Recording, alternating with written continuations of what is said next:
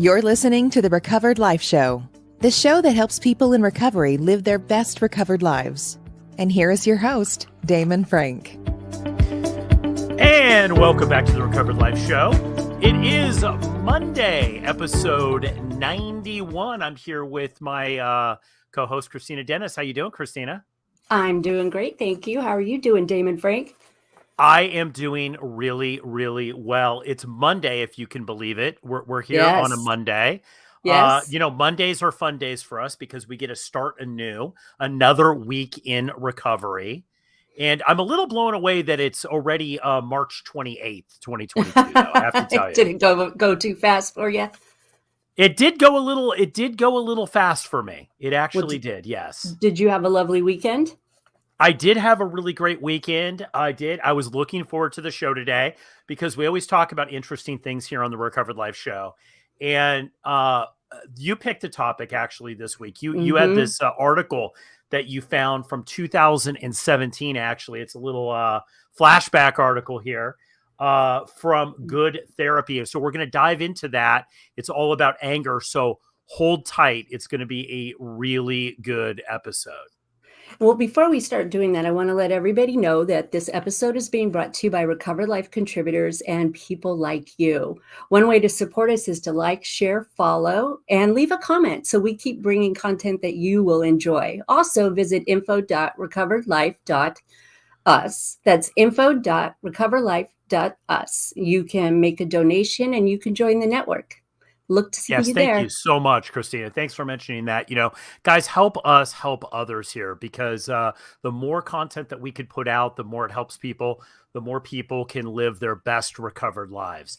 Now, I have to tell you, Kristina, I love what you picked out today, the topic of what you picked out, because I think it's not discussed a lot in the recovery community. It's always discussed in a negative sense. Always discussing it, always. And it's anger. We're going to talk about the value of anger. So do you want to set up a little bit about this article that was from Moshe Ratson? Sure. Who looks like was a GoodTherapy contributor. Yes, absolutely. And it's exactly what you just said, Damon. We often look at anger as negative. People are afraid to be angry. People are thinking that it's always the worst thing that you can get, but it's impossible not to have it. And there is value in anger. There's, the article has 16 really amazing points. And I want it to become more commonplace that we talk about these feelings. I think women really shut down when it comes to anger. And sometimes men might shut it down or they might not understand that it's actually benefiting them sometimes. Wait, so you're saying that men are more angry than women right there, Kristina. So Nope. I know there's a bunch of guys listening and they're going, no, that's not true. That's right. No, I'm saying who are angry. No, that's not what I'm saying. I'm saying that it's sometimes more socially acceptable for a man to get angry, whereas we women are told from an early age, don't be angry. Don't be angry. You know what? Be nice. I agree with you totally on that. Having grown up with a mom and a sister, and then having, a wife and a daughter, I could see you're absolutely right. The social acceptance of women getting angry, it's like, ooh, there's all of a sudden there's something wrong with them. Absolutely. Whereas a guy, I think, look, even guys, people will, if you go over the top, people go, why are they so angry? But it's interesting because guys don't have that stigma as much. I will definitely give you that. Yes. And we all need to be angry sometimes. Things happen in this world that are going to anger us. And so I love the way they broke it down and they gave some real benefits to it. Now, justified anger or going beyond that anger, that's between you. But I can tell you, I've heard you and your sponsor or you and your coach or counselor, but I've heard enough people with inventories where anger was listed on every character defect. And sometimes in some of those cases, the appropriate emotional response was anger. Yeah. Well, the interesting thing is that you hear so much about in the recovery, don't be angry because it's going to cause a resentment and then you're going to relapse. And any kind of anger is wrong. You should have acceptance for everything. And that's never really rung true for me, to be honest. See, I believe unexpressed and unexamined anger is where we get into trouble, because then we do allow it to fester. When we don't actually pull back and look and see, why are we angry? Maybe there's some things that need to be adjusted. And I love this article because it really talks about, why anger needs not to be unexpressed and not shoved down, because there's a lot of things that we need to get angry about. Well, let's dive into this a little bit. Let's dive into the article. And for those of you that are listening on the podcast, I am going to be showing it on the screen for everybody who's watching this live and any of the replays on any of the video platforms or social platforms. So we'll actually announce each bullet point here so you can kind of follow along about what we're talking about, because this is kind of an expansive article, but we thought, Kristina and I thought, you know what, this is worth discussing, even though it's going to take a little bit more time to kind of dive into this because it's so misunderstood. So let's get into the first one here. The first point that they said, Kristina, is that anger is designed to promote survival. Can you explain that? Absolutely. Well, what it does is our flight response, which involved so that we can defend ourselves, it starts it. And it always stems from anger. Isn't that interesting? Because we think fight or even flight is not necessarily attached to anger. Like, you can easily say fight is attached to it, but actually, in order for us to survive something that is happening, this is what starts it, anger. And when you look at it that way, you don't have to be afraid of the fact that you got angry or ashamed of the fact that you got angry. It actually helps us sharpen our focus on threats. And when we are threatened or attacked by a predator, anger is automatically activated and pushes us fight back and act quickly and forcefully protect ourselves. Really? So if your go-to is angry, now I am going to stereotype people here for a second. I know a lot of men that their go-to is anger. They immediately go to anger. And I know that we hear through 12-step groups and we hear through therapy and we hear, slow down, don't just go into anger, control your emotions or whatever. But what this article is really saying is it's kind of an autopilot. You're automatically going to feel angry when you're in danger.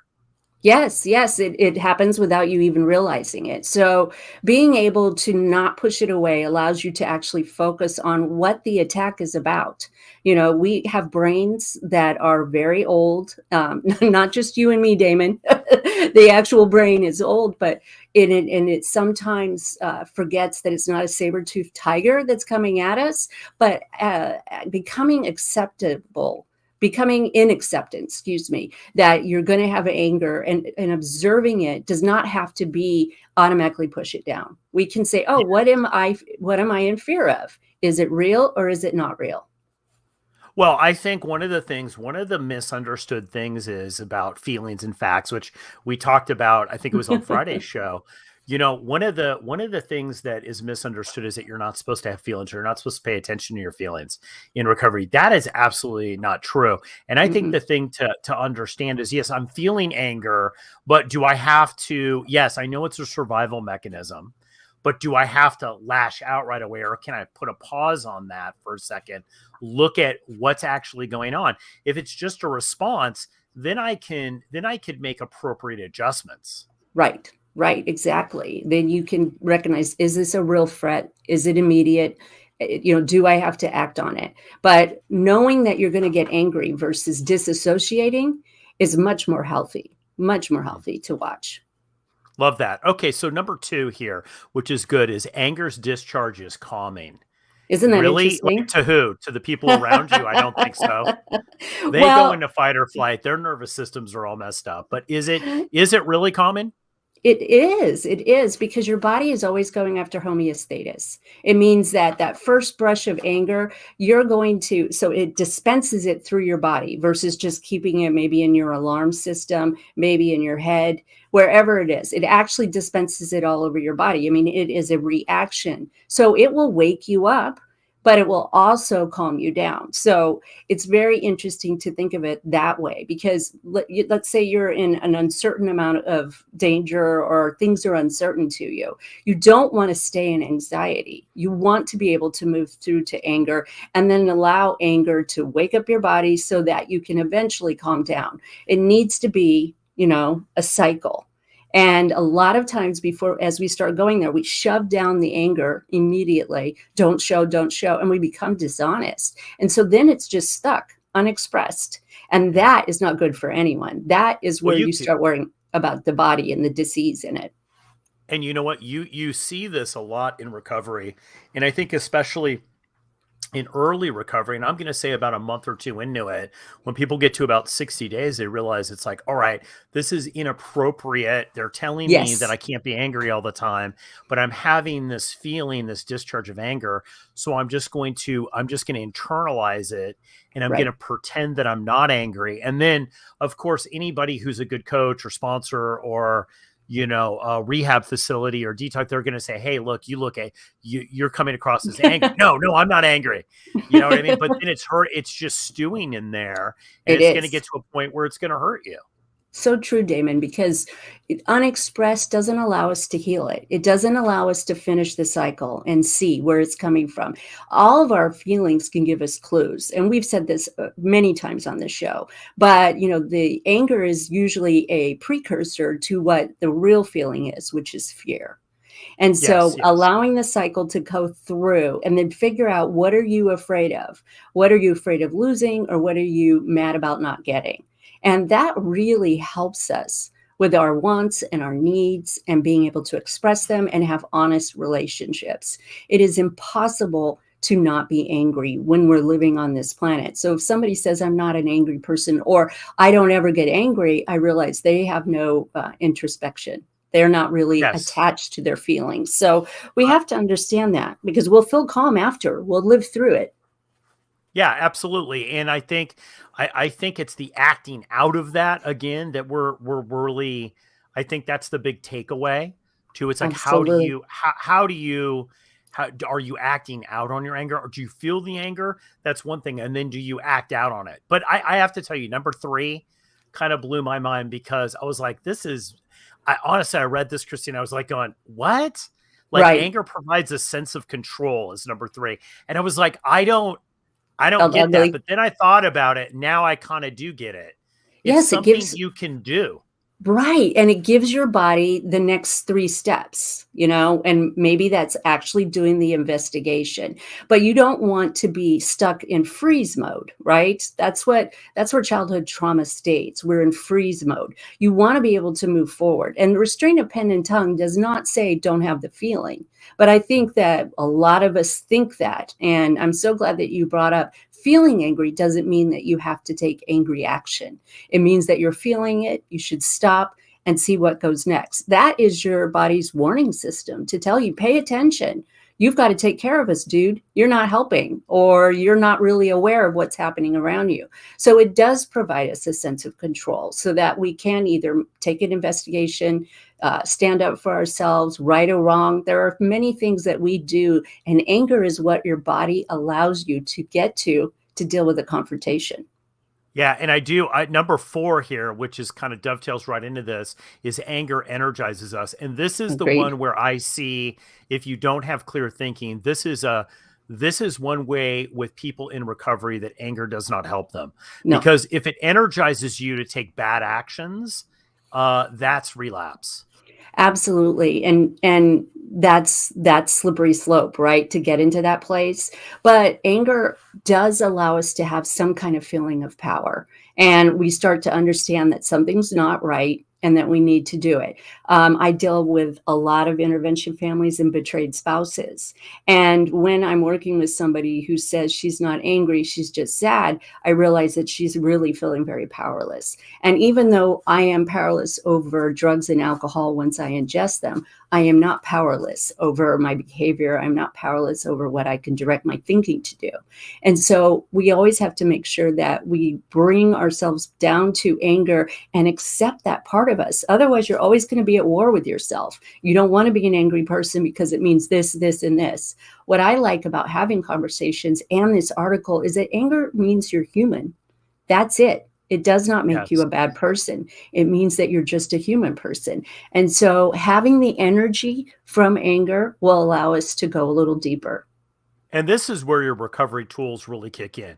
This is Right. if you're in a 12-step, you're in therapy, you're in workshops, you have coaches. This is really where it takes in, okay, what are you going to do with that anger? Right.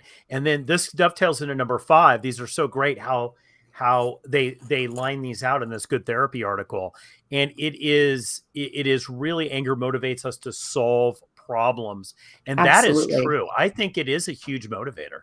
Don't you think? Because if you don't get angry, let's say you are one of those people that says, "Oh, I just accept everything that's happening to me and I accept, my mistakes and I accept this." I mean, that's not what acceptance is necessarily about. We need to have something to motivate us to move forward. We need to get angry about being sick and tired. We need to get angry about relationships that are still, codependency is rampant. We need to be motivated. And anger is a great motivator for us to change the situation. Maybe it's the motivator that we change a behavior that we've been experiencing that continues to cause us pain. It does not necessarily mean that you need to, take up weapons and go after somebody. It's quite the opposite. It's actually taking some time and looking at, why do I feel angry? Does this tell me that there's something in my past that this is triggering? Or is the situation needing communication? And I think that not many of us go running into a conflict. Of course, there are certain people out there that are, magnetized to conflict, but many of us want to avoid it. And that does not allow us to have real relationships. Well, number 6 really rang true with me, especially with everything that's going on in the world right now, is that anger makes us aware of injustice. So it's not just that it motivates us to solve the problem, but it makes us aware of injustice. And injustice is, look, there's a lot of injustice in the world right now. You flip Mhm. on the news and you know that like people who don't deserve it are getting hurt. Right. And that outrages me. And I know it outrages a lot of people. So the thing is that it's like, okay, well, what can I do? And this is Right. the great thing about recovery. I think this is the big spiritual awakening that a lot of people have in early recovery. It's like, look, I can't control this. I can't control that there's going to be injustices in the world, but what can I control? What can I do? What Right. effort can I take? Absolutely. And I love the way that they put this in there. Anger serves as an internal guidance system that indicates something is not quite right. So, obviously, as you said, we have so much going on in the world, and we don't want to be apathetic to it. We also don't want to spend our whole day being angry about it, but not being afraid of anger, recognizing that we have points, we have views. And like you said, we can do something about what's happening in our life and in our world to contribute to a solution. We can do all kinds of things that actually bring joy and love into this world. Yes, we absolutely can. And, I love this because when I read this, I was like, you know what? It does. It makes me aware that something's not quite right. Now, number 7 on the list, which I thought was great, is anger drives us towards our goals. Now, explain this a little bit, Christina, because at first I had to read this twice. I was like, okay, doesn't it delay me? Doesn't it distract me from my goals? But it doesn't. It kind of No, rack focuses in what's important to me. it absolutely does. It reorients us, right? Anger can be a warning signal that we've moved away from what we want to do. Whether you're angry at yourself or you're angry because you're in the same situation, you've contributed to the stalling out. It does seem like it would distract us, but we can bridle it and we can write it into action again. Getting angry with yourself or getting angry at a situation can motivate us, but we need to be able to embrace it, and we need to be okay with the fact that we're feeling it. And then we can double down on where we want to go and what we want to do.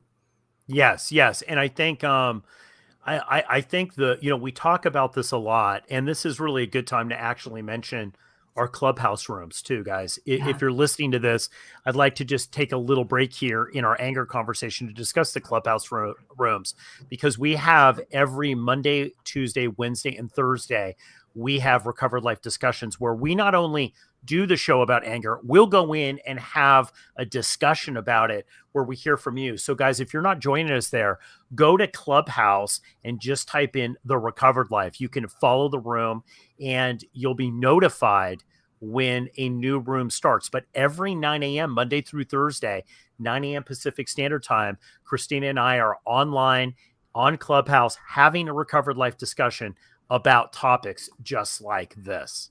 So true. And we are willing to have the conversation that maybe doesn't show up in your support group, or it's a dirty little secret that you are an angry person. I remember when I first had a personality test in my outpatient program, and it said that I was angry. And I remember I was saying it to a good friend, this says I'm angry. Can you believe that? And their face was like, they couldn't respond. They couldn't believe that I couldn't see my anger. And so when you look at it that way, we are all feeling these emotions. And so let's keep talking about them in those recovered life discussions. Look, I think anger also goes with acceptance too, because you could be, my personal experience is I heard something great from somebody, and I'd love to take credit for this, but it wasn't me. And I can't remember who told me this, but it says that a problem without a solution is called a fact. And, this is the thing. It's like, this goes hand in hand, because I could be angry. And there's a lot of injustices that I could be angry about. Like, it should be this way. It should be that way, or that's not fair, or I don't like how that happened. But then as you kind of mature in your recovery and you become more emotionally recovered, right? Everything kind of starts to settle in, and you start to work on yourself. You start to realize it's like, yeah, I'm angry about that, but I don't have any power in that situation. I have lack of power in that issue. And I need to accept the fact that I can't do this. Right. Because I think with guys, I'm going to tell you the one thing that's negative about guys in anger. A lot of time guys view anger as also as violence. So if you grew up kind of like I did, where fighting was how you solve things, on the playground, you fought, you didn't have a discussion about it, right? You fought them, and that was the solution right there. You either won or you lost. Right. So I think a lot of it is too with men. They're like going, you know what, that's if I'm angry, that means that I have to fight against something, but it doesn't. Through recovery, you learn that that's not the case. You don't have to do that. No, you don't. You can have a discussion. You can figure out what part is yours. You can do all kinds of things. But the idea that we can shortcut it without having the discussion is where we get into trouble. We have to be able to open up about the fact that we have angry. We have anger. We have angry. We are angry right now. Yes. We're angrier. Now, number 8, I call little BS. My BS meter went on. Anger injects optimism. Can you explain this to me? Because I read that and I was like, I don't get that at all. Yeah, it says, surprisingly, anger can trigger optimism, just like you're saying. It can encourage us to focus on what we hope to achieve rather than merely focusing on the pain, insult, or victimization. So it is what we're talking about, where you move through, you do through the calm, you're good and angry, you're motivated, you are, not happy about this injustice. What is the solution? So if we don't recognize that there's something that makes us angry, or we say, oh no, anger's not good, I'm going to shove it down, I'm not going to talk about it, we won't ever get to the solution. And so it can create a little bit of optimism after. If you think about anything that you've overcome, the anger is what motivated you. And, underneath that, you can say it's fear, but it's the anger that motivated you to move forward and to get to a solution. And I can see that in times where I was so full of anger or so full of fear, and I, decided to go ahead and express it to somebody. Remember, unexpressed, unexamined feelings are the problem. Then we would come to a solution, especially if I was willing to share it with another person that maybe was part of the reason why I was getting angry. They could simply say, I didn't know that made you angry. Oh, I had no idea. The solution is easy. And that can bring a lot of optimism. Okay, Kristina Dennis, this is why you're a good coach, because I now kind of get it. I now understand. No, I was just thinking of it in a sports thing. It's like, okay, well, you lost the sporting event, right? Maybe you lost really bad.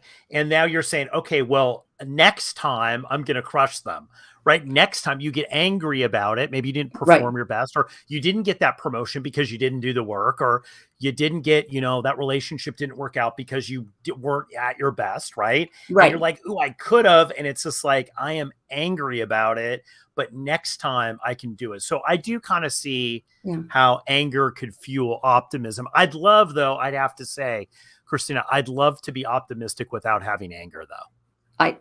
I think that's also possible. Yes, all of us would like to skip the hard stuff before we move to the new stuff, but it's actually the hard stuff that motivates us to get to that solution. Now, I anger, agree. there you go. Now, anger protects our values and beliefs. This is pretty straightforward. It allows us to really look into what are our values and our beliefs. And perhaps there's been something that is, kind of on the fence. You're on the fence. It makes you mad, but you're not super angry at it. Anger can push us over to say, no, that's enough. And I love talking about setting healthy boundaries. And very few people would put angry and healthy boundaries in the same sentence. But I do believe that this allows us to really look at what our values are and our beliefs, and it allows us to protect them with somebody. Now we're getting real, Yeah. because let me tell you this. When I read this, you know what came to mind? When I was in early recovery, I would say I would say actually the first 10 years. And then as I started working with other people, either through coaching or through just 12-step groups, what I found is that when people weren't getting it or when they were relapsing, I got angry. Mm-hmm. Now, I didn't show that anger because I'm not going to do that. I had enough control to just say, like, let me look at this. But I found myself delayed anger. Like, I Right. talked to them. It's like, okay, well, what can we do? It's like, all right, maybe you shouldn't hang around those people, or maybe maybe you can't work in this job anymore. Maybe you can't be around. Maybe you need a new roommate situation because these people use a lot, right? We get to the solution. Right. But I would find myself later being angry. It's like, that didn't need to happen. Like that's BS. And what I found was my values and beliefs weren't right around this. And I Mm, realized very early on, and I'm sure you've had this as a coach too. yes. It's like, you realize it's just like, hey, their sobriety is not your sobriety. Right. And you don't have any control over what they do. You're just a guide. God has Mm-hmm. a lot to do with it, right? And in my opinion, and the thing is that I needed to change my values and beliefs around that. Who says that maybe something that I said to them at year one, and then they relapse 20 times a year for 5 years, at that fifth year, and I've had this happen, at that fifth year, this person is like, oh, I get that. And I get a Right. call to say, hey, you told me this and it worked for me. And now, I have 10 years of sobriety, 15 years of sobriety. So So true. I totally see about how this values and beliefs, it does. You have to ask yourself, is like, why am I protecting that so much, so Right. fiercely? Right, right. And the reverse can happen where you finally realize, oh, you know what? This is definitely going against what I believe, and I need to step away from this codependent relationship because, I'm not able to protect my values, or they don't respect that I have values and beliefs. And, for instance, sometimes I will end up working with a client